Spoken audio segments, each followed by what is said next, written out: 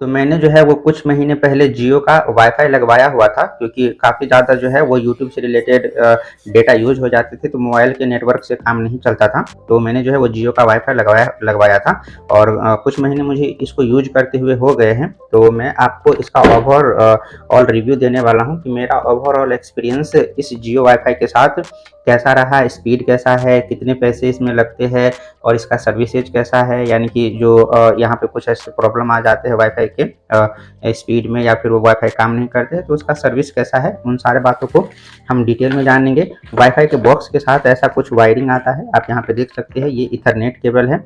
अगर आपके लैपटॉप में ईथरनेट पोर्ट सपोर्ट करता है तो उसको आप यूज़ कर सकते हैं। इससे जो है स्पीड काफ़ी अच्छी मिल जाती है। और अगर नहीं भी ईथरनेट पोर्ट है तो type C to ethernet port converter ले सकते हैं, उससे भी जो है आप अपने लैपटॉप में यूज कर सकते हैं ईथरनेट केबल को। कुछ इस तरीके से बॉक्स में आते हैं। बातें कर ले प्राइस की, तो ये वाले जो जियो का वाईफाई है, मैंने लिया था बेसिक प्लान जो आता है 399 वाले। तो मैंने 399 का प्लान लिया हुआ था, जिसमें 6 महीने और 3 महीने का पहले से जो है आपको इसका रिचार्ज खरीदना पड़ता है। मैंने 6 महीने के लिए खरीदा हुआ था, जो कि करीब करीब मुझे 4000 के आसपास में आया हुआ था, जिसमें 6 महीने के लिए फ्री था। 6 महीने के बाद आपको हर महीने इसका जो है पेमेंट करना होता है। जियो एप्लीकेशन से, जियो का एप्लीकेशन आता है जिससे मोबाइल रिचार्ज करते हैं, उसी से। तो ये जियो का वाईफाई है, आप यहाँ पे देख सकते हैं। और इस तरीके से कुछ इसकी वायरिंग है। और ये जो है सामने से मैंने यहाँ पे लगाया हुआ है, आप यहाँ पे देख सकते हैं। ये जो जियो का यहाँ पे कनेक्टर है, यानी कि चार्जर भी कह सकते हैं, वो यहाँ पे लगा हुआ है। और ये फिलहाल अभी ऑन है। और इस तरीके से जो है मैंने अपने टेबल के नीचे ही इसको, लैपटॉप को यूज करता हूँ और बाकी सारी चीज़ों को मैं यूज करता हूँ। तो अब मैं आता हूँ आपको इसके प्राइस के ऊपर। तो पर मंथ जो है मुझे इसका रिचार्ज जो है वो 399 का कराना पड़ता है, जिसमें 18% का जीएसटी है। तो टोटल 470 टू 475 के आसपास मुझे हर मंथ इसकी रिचार्ज करवाना पड़ता है। और इसका रिचार्ज का जो डेट होता है, हर महीने 11 तारीख को आता है। और 10 दिन का एक्स्ट्रा टाइम देते हैं, यानी कि 20-21 तारीख तक हर महीने जो है वो पेमेंट कर देने होते हैं। तो ये जो पेमेंट होते हैं आपको हर महीने करने हैं। आप यूज करो इंटरनेट या ना करो, इट डजेंट मैटर, आपको रिचार्ज करवाना ही पड़ेगा। जैसे कि मैं एग्जांपल के लिए बता रहा हूँ, अभी 2 महीने पहले अप्रॉक्स नवंबर दिसंबर में मैं 1 महीने के लिए आउट मतलब घर से बाहर था किसी काम को लेके।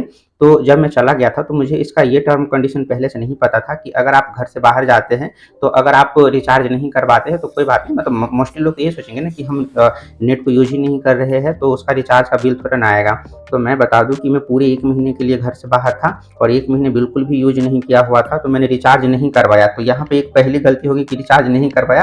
तो जो महीने मैंने यूज नहीं किए थे उसके 475 रुपये तो बिल आए ही अगले महीने, यानी कि अगले महीने का जो बिल आया उसका 475 आया। पर पिछले महीने जो मैंने यूज नहीं किया था, घर से बाहर गया हुआ था, तो उसका भी 475, यानी कि टोटल 900 रुपये का बिल आया। और उसके साथ में मेरे को जो है 182 रुपीज का फाइन भी लगाया कि आपने रिचार्ज क्यों नहीं करवाया। भाई घर से बाहर गया, नेट नहीं यूज किया और ऊपर से पूरे महीने का नेट का पैसा भी लगा और ऊपर से फाइन भी लगा। तो ये मुझे बहुत गलत लगा, ऐसा नहीं होना चाहिए। मेरा तो चलो बेसिक प्लान है 470 रुपीज के आसपास का, जिसमें मुझे 180 रुपीज का फाइन लग गया। सोचो जिसके जो 4000 के 5000 के प्लान होते हैं उसको कितना चार्ज मतलब जो है वो फाइन लगेगा। तो अगर आप वाईफाई लगवाते हैं तो इन बातों का ध्यान रखिए कि ये सब्सक्रिप्शन बेसिस पे होता है, आपको हर महीने इसको रिचार्ज करवाने ही होते। जब तक आप इसको लगा के रखते हैं अपने घर में, आप उसको यूज करो या ना करो, आपको हर महीने उतने का पैसा देना ही पड़ेगा।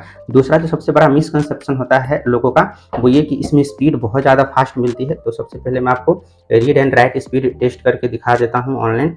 तो जो मेरा 399 का ये प्लान है, तो 399 के प्लान में बोलता है कि 100 Mbps तक आपको स्पीड मिलेगा, रीड एंड राइट स्पीड।